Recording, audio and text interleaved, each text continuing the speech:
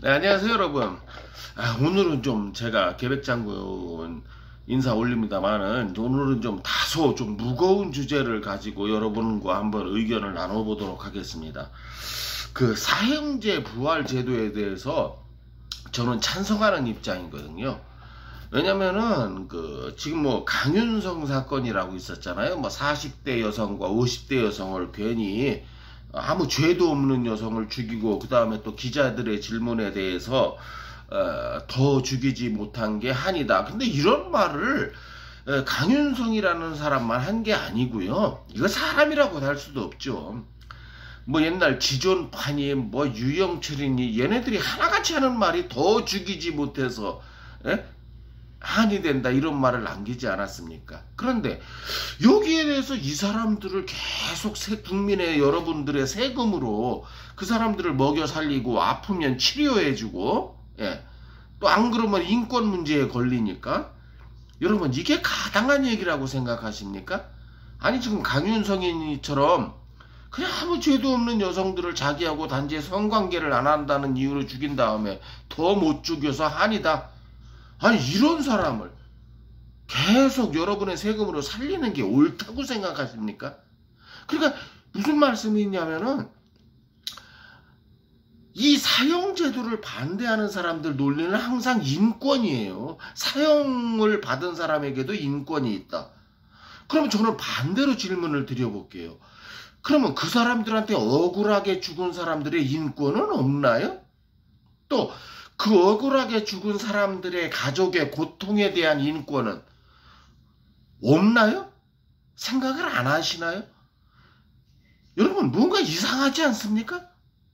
그러니까 더 죽이지 못해서 한이 된다는 사람은 살려주고 억울하게 그들에게 죽은 사람은 그냥 뭐 없었던 일로 묻혀지고 이게 지금 정상적인 사회입니까? 그들의 인권은 아니 20살, 30살도 안 된 사람들이 여자들이 흉악범들에 의해서 죽어요. 아니 그들의 인권은 없단 말입니까? 그들을 20명, 30명 죽인 유영철 같은 놈의 인권은 있는데 거기에 맞서서 거기에 피해자가 돼서 죽은 사람의 인권 그리고 그 피해자들에 대한 그 가족들에 대한 고통에 대한 인권은 없다는 말입니까? 말이 안 되지 않습니까, 여러분? 제가 존경에 맞지 않는 그 국민의 힘의 그 홍준표 의원께서 그런 그 훔카콜라에 그런 말씀을 하시더라고요. 내가 만약 이번에 대통령이 된다면 나는 사형제를 부활시키겠다. 왜? 흉악범을 갖다 국민의 세금으로 먹여주고 입혀주고 재워주고 고쳐주고 어디가 아프면 이건 말이 안 된다는 거죠. 전적으로 동의합니다, 여러분. 인권이요? 인권은 인권을 누릴 수 있는 사람에 한해서 누리는 게 인권 아닐까요, 여러분? 저는 그렇게 생각합니다.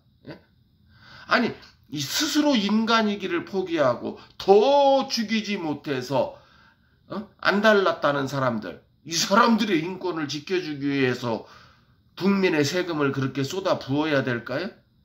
말도 안 되는 소리라고 생각합니다, 여러분. 여러분들 생각은 어떠신가요?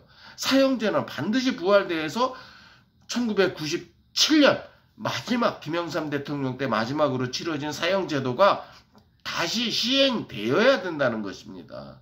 어떤 사람들은 이런 말을 해요. 사형제도를 실시했더니 사형제에 해당하는 범죄가 줄어들지 않는다.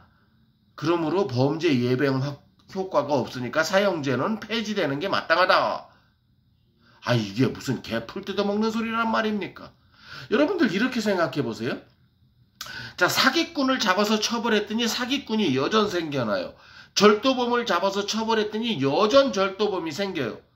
아니 그런다고 해서 그들에게 무죄 방면을 해야 될까요? 왜? 사기꾼을 잡아서 처벌해도 사기꾼은 계속 생겨나고 절도범을 강도범을 잡아서 처벌해도 여전 강도범과 절도범은 생겨나니까 그 법을 없애야 될까요? 그게 아니지요, 여러분. 이성적으로 생각해 봅시다. 예를 들어서 강도범을 지은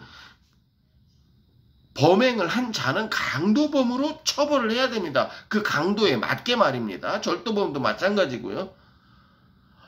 그러면 살인죄를 저지른 사람을 잡아서 처형했더니 살인죄를 저지르는 사람이 줄지 않으니까 사형제도를 폐지해야 된다. 이게 말이 되는 소리입니까? 2021년도에 사형에 처할 만한 범죄자가 한 명도 없었어요? 그럼 넘어가는 거예요. 그런데 2022년도에 사형에 처해야 될 범죄자가 10명 생겼으면은 이게 무슨 범죄 예방 효과하고 무슨 상관이에요? 그냥 사형에 해당되는 범죄를 저지르는 사람을 사형으로 처형을 해야죠. 절도범을 절도범으로 처형하는 것처럼 말입니다. 예방 효과가 없으니까 다 살려줘야 된다. 이런 개논리가 어디 있단 말입니까? 그리고 또 하나 나오는 게 뭐예요? 뭐 오판의 가능성이 있다. 아니, 오판의 가능성이 있는 사람은 그럼 좀 보류한다고 칩시다. 그럼 유영철처럼 이번에 그 범죄를 저지른 강윤성처럼 오판의 가능성이 제로인 사람, 100% 증거와 100% 자백과 모든 것을 가지고 있는 상태에서 내려진 사형수들에 대한 사형을 무슨 오판의 가능성이요? 이미 다 밝혀졌는데 이런 부분에 대해서 말씀드리는 거예요. 오판의 가능성이라는 게 옛날에 군부 독재 시절에나 있었던 얘기지 지금 21세기에 그게 몇 건이나 생긴단 말입니까? 간혹 생길 수 있죠. 좋아요. 그러면 그런 건 보류한다고 칩시다. 그런데 100% 빼박 증거를 가지고 있는 사형수들까지 국가의 세금으로 먹여 살리고 입히고 재우고 병들면 병원에 가서 고쳐주고 포르노 잡지까지 넣어주면서 이게 뭐하는 짓이란 말입니까? 그래서 저는 홍준표 의원의 만약 내가 대통령이 된다면 사형제를 부활하겠다. 여기에 100% 지지와 찬성을 보내는 바입니다. 여러분들은 어떻게 생각하시나요? 예. 그러니까 오판의 가능성이 있어 보이는 거는 보류를 하자고요. 그렇다면은. 그런데 100% 빼박 증거가 있는 것까지 국민의 세금으로 매겨 살려야 되겠습니까? 자연사 할 때까지? 말도 안 되는 소리잖아요.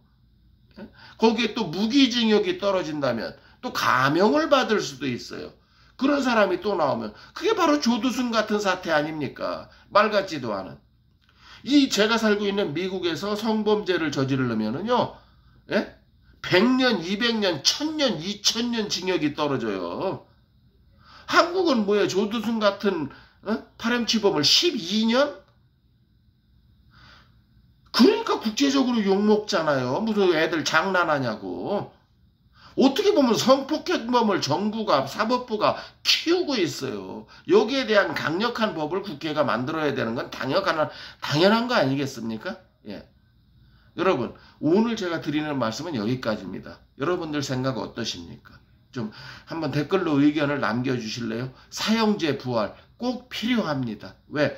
오판의 가능성 이런 걸로 괴상한 논리, 뭐 인권이니 하는 괴상한 논리 피지 마시고요. 모든 게 빼박으로 드러났을 때 어떻게 할 거냐? 거기에 대한 여러분의 의견을 남겨주시면 대단히 감사하겠습니다. 계백장군이었습니다. 감사합니다.